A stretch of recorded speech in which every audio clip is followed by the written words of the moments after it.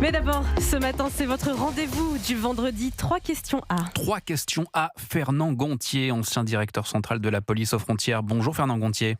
Bonjour à vous. Vous avez dirigé la PAF entre 2017 et 2022 et vous publiez la face cachée de l'immigration. Ce matin, on parle des traversées clandestines dans la Manche. La France et le Royaume-Uni ont reconduit hier pour 3 ans le traité de Sandhurst qui avait été signé en 2018. Tout d'abord, que contient cette reconduction du traité de Sandhurst ? Eh bien, ce traité de Sandhurst, c'est un peu l'accompagnement des accords du Touquet qui organisent les contrôles aux frontières entre la France et la Grande-Bretagne. Et il est vrai que depuis 2018, la Grande-Bretagne contribue désormais au financement, de ces contrôles et en tout cas de la prévention des traversées illicites, puisque nous enregistrons depuis plusieurs années effectivement un durcissement des traversées, une augmentation très significative des traversées, que ce soit en camion d'ailleurs ou depuis les années 2019-2020 avec ce qu'on appelle les small boats. Donc c'est un accord qui permet de partager, le partage du fardeau, avec une part fixe de 580 millions d'euros sur 3 ans, et puis une part variable désormais que je peux qualifier de prime de performance liée aux résultats, aux objectifs qui seraient atteints ou qui ne seraient pas atteints.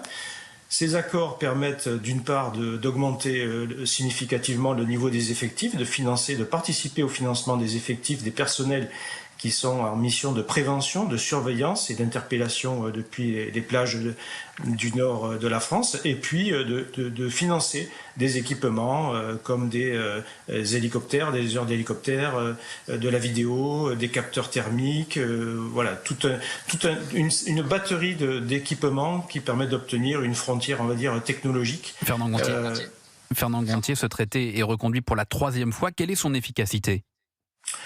C'est une efficacité qui a porté ses fruits dans les années, je vous disais, 2019, 2020, 2021, puisqu'on a pu sécuriser l'ensemble des ports de la Manche et de la mer du Nord. On a pu sécuriser aussi le site du tunnel sous la Manche. Je rappelle que tous ces sites étaient très très faiblement sécurisés.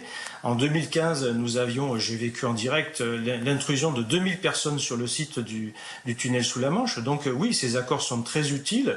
Seront-ils suffisants pour juguler, endiguer la totalité des flux ?